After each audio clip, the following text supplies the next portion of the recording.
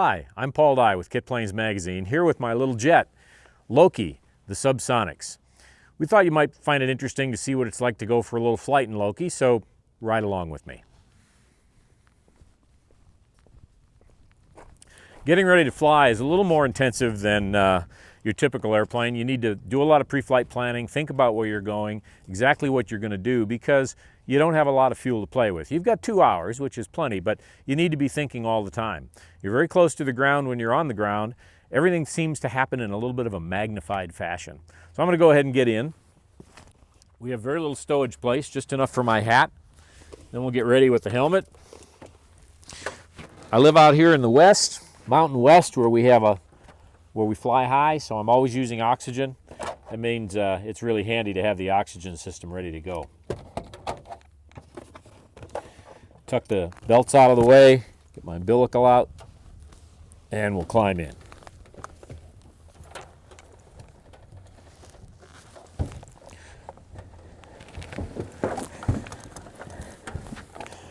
I'll tuck everything away. Get the harness next. We use a nice 5-point harness for good connection to the airplane.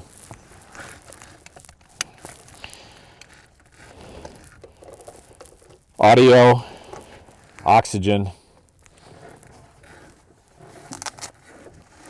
a knee board to keep track of everything. And then it's very important to keep everything right where you need it, because once you get the canopy closed, it's hard to pick things up or find a different place to stow it. It's a very, very tight cockpit. Okay, let me show you a little bit about the cockpit of the Subsonics. Starting over here on the left side, we've got the flap switch, which is just simple up and down. We've got the master switch, which is a key that just turns on electrical power. Fuel pumps, the engine main power, electrical power, and the instrument switch. Up above that, we have the landing gear, which we have pinned for safety right now, so we can't retract it on the ground. We have the landing gear indicators and the circuit breaker for the pneumatic pump. The MGL EFIS, which is a nice EFIS, gives us everything we need in flight. We'll turn that on in a minute. Then our circuit breakers for the various systems. We've got heated seats in the airplane, or a heated seat, I should say. And then we have lighting switches. Coming down the center panel, we've got the T-handle for our BRS recovery chute. This is a whole airplane parachute. We have that pinned as well for safety. We have the engine panel, which is provided by PBS, which comes with the engine, gives us everything we need to monitor the engine operation, basically percent of RPM and the EGTs. We've got a single brake lever, which brakes both wheels. We don't have differential braking. We have the MGL radio, audio panel where we can plug in our headset, and then the oxygen system. Over on this side, we've got our joystick, which is just a nice simple side stick for pitch and roll. Of course, we have rudder pedals, which you can't really see. And then over here, we have the throttle. The engine is extremely easy to operate with the power off. I can do this. To start it, you take it up to the oil separator position for about count of 3. Then you take it to the cold start for a count of 3. You press in the detent. You take it to the run position. It starts, takes care of itself. Really, really simple. To shut it off, we press that button, bring it back, and we're all done. We'll go ahead and start things up just to show you what the EFIS looks like. You'll notice we've got 3 green on the gear. Tells us they're all are down. It's a simple day VFR EFIS. I mean, it could be used for more complexity, but this airplane is VFR only. We actually have a placard part of it that says it's not IFR equipped. We have multiple screens used for different purposes. This one gives us a moving chart as well as the primary flight display. We can go to round gauges if we want them with a chart. We can go to a full screen chart. We can do all sorts of different things with the different screens, full 6-pack, and even a simplified page which just has airspeed and altitude with no other clutter if you're flying air shows. And then we have a page with a checklist as well. So it's very, very simple operation with a lot of information available. Basically, that's the cockpit of the jet. It's very, very compact. It fits me very well, and it's a nice little front office to go flying in. So in order to fly, you're going to have to get the engine started, which is actually pretty darn simple. You just take the throttle lever from the cutoff position to the run position, and the computer takes care of everything else. You'll hear it spin up, you'll hear the igniters go, big whoosh of flame, and you'll see the EGTs, but the computer's monitoring those for you. Once it's running, you're ready to go.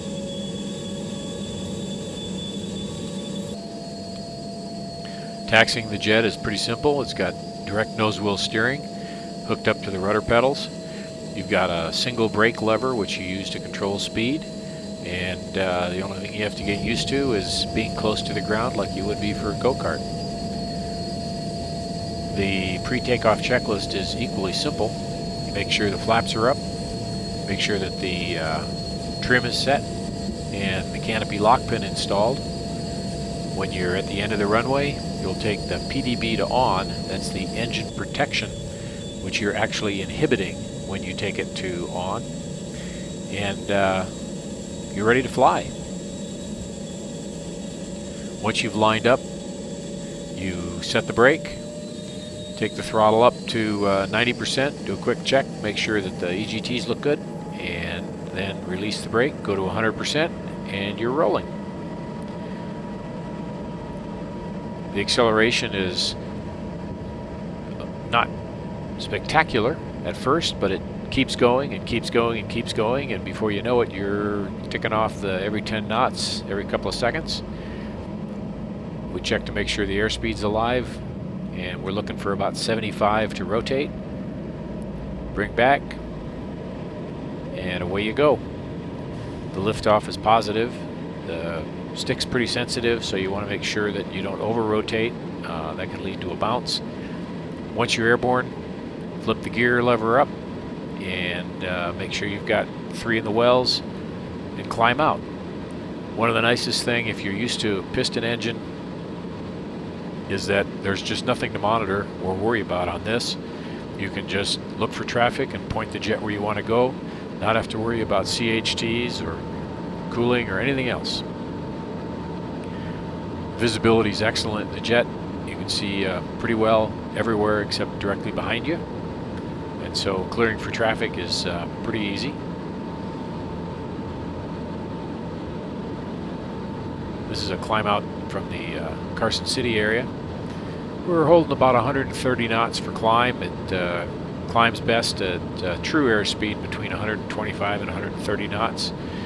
Fortunately, the MGL EFIS gives us true airspeed all the time, so we can just fly by that, and we don't have to worry about what the indicated airspeed's doing for a climb.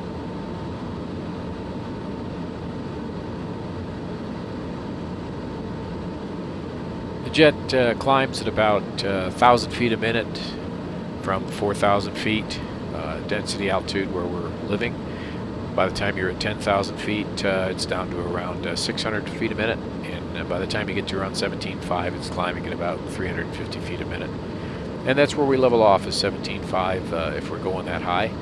Most of the time we do, just to save gas. The roll rate is good. It's not lightning fast, but it certainly allows you to point the jet where you want it to go. Once you roll in some bank, it will bleed off energy kind of quickly. So you want to make sure that if you're intending to go into a steep turn, that you start with a little more power.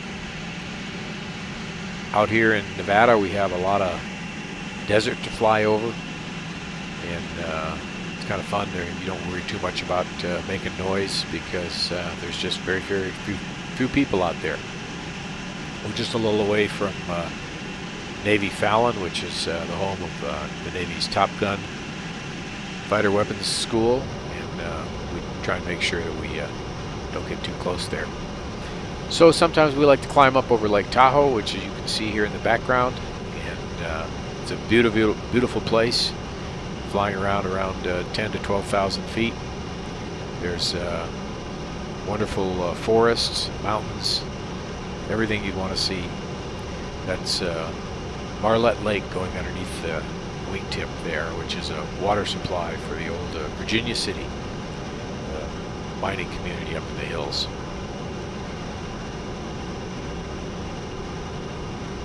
We generally use oxygen most of the time in the jet. It helps out when you're above 10,000 with your acuity. Oh, here comes a roll. Airplane rolls really nice, a 1G roll, little barrel roll. Try not to do negative G's in the airplane. It's just really a positive G fuel system. You can see that we're sitting kind of forward of the wing, just typical the way the CG works out with the jet, that you're mostly ahead of the wing, and so you can look straight out down the side and see the ground below. A quick roll will allow you to see the ground even better.